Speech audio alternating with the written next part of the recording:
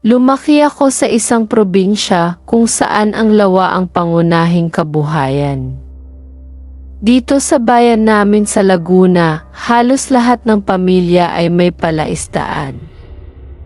Sa umaga, kita mo ang mga mangingisda na dahan-dahang inilaladlad ang kanilang lambat, hinihintay ang biyaya ng tubig.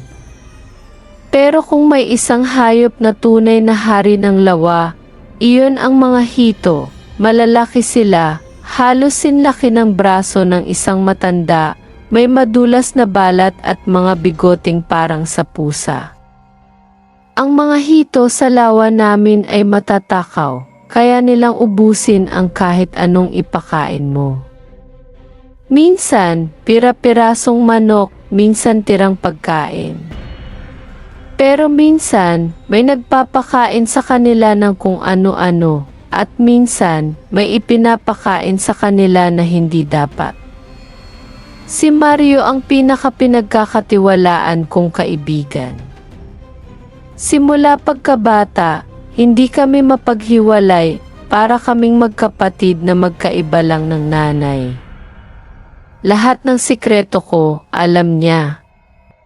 Lahat ng pangarap ko, sinusuportahan niya.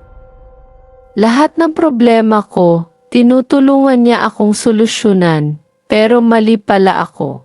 Kasi noong nakuha ko ang babaeng pinakamamahal ko, siya rin ang unti-unting umagaw nito sa akin. Si Lita, ang girlfriend kong 5 taon kong minahal, bigla na lang lumamig sa akin.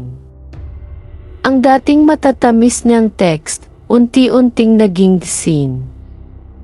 Ang dating masayang pagtawag, naging palaging may dahilan para hindi makipag-usap.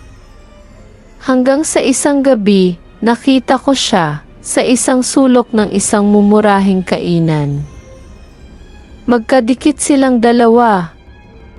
Nagtatawanan. Nagkakatinginan na parang sila lang ang tao sa mundo. At noon ko lang nakita ang isang bagay na nagpabagsak sa akin. Hindi niya ako tiningnan ng ganun kailanman.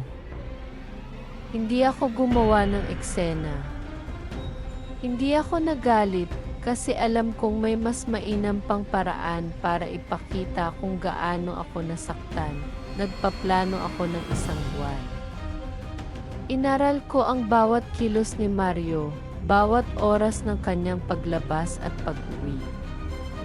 Hanggang sa isang araw, nagkayayaan kaming mag-inuman sa kubo sa Mailawa, kung saan hindi kami madaling makikita ng ibang tao. Nagtimpla ako ng inumin. Nilagyan ko ng pampamanhid. Kaunting dose lang, sapat para mawalan siya ng lakas. At nang tinamaan siya, saka ako gumalaw. Madilim ang paligid nang hilahin ko siya sa bangka. Nanginginig ang kamay ko, pero hindi sa takot. Sa excitement, anong ginagawa mo? Paos niyang tanong, lasing at mahina. Umiti lang ako. Nagpapakain ng hito, at saka ako bumunot ng patalim. Una kong tinaga ang balikat niya. Napangiwi siya, pero hindi na siya makapanlaban. Sumunod ang hita. Bawat hiwa ng kutsilyo, ramdam ko ang init ng dugo niyang tumutulo sa kamay ko. Hindi siya sumigaw. Siguro dahil alam niyang wala namang makakarinig sa kanya. Sinimulan ko siyang katayin, parang baboy. Inumpisahan ko sa malalambot na bahagi ng katawan niya. Ang tiyan, pinutol ko ng dahan-dahan, pinapanood ang dugo niyang dumaloy sa sahig ng bangka.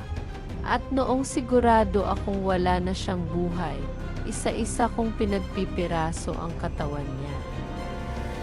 Ang tubig ng lawa ay tahimik nang tinapon ko ang unang piraso. Ang kaliwang kamay niya, dahan-dahang lumubog, hinigop ng madilim na tubig. At ilang segundo lang, nakita kong kumilos ang mga anino sa ilalim, ang mga hito, nag-aagawan sa lamang ipinakain ko sa kanila. Tuloy-tuloy ako. isang hita, isang braso, piraso ng tiyan, mga laman loob. Hanggang sa ang natira na lang ay ang ulo niya.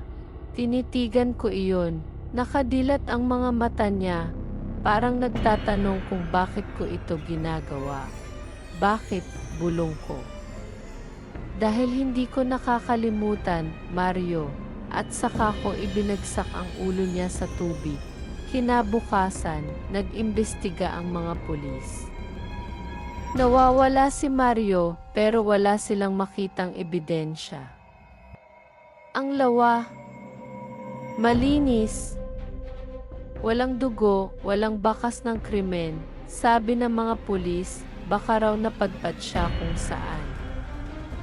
Baka lang raw siya naglayas, at siguro nga, sa mata ng batas, hindi ako kailanman pumatay. Pero sa lawa, alam kong nandoon pa rin siya.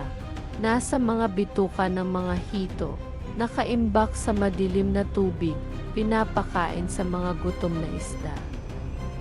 At sa tuwing kakain ako ng hito mula sa lawa, alam kong may bahagi niya na bumabalik sa akin. At sa bawat kagat, natatawa ako. Kasi kahit sa huling sandali niya, ako pa rin ang nanalo.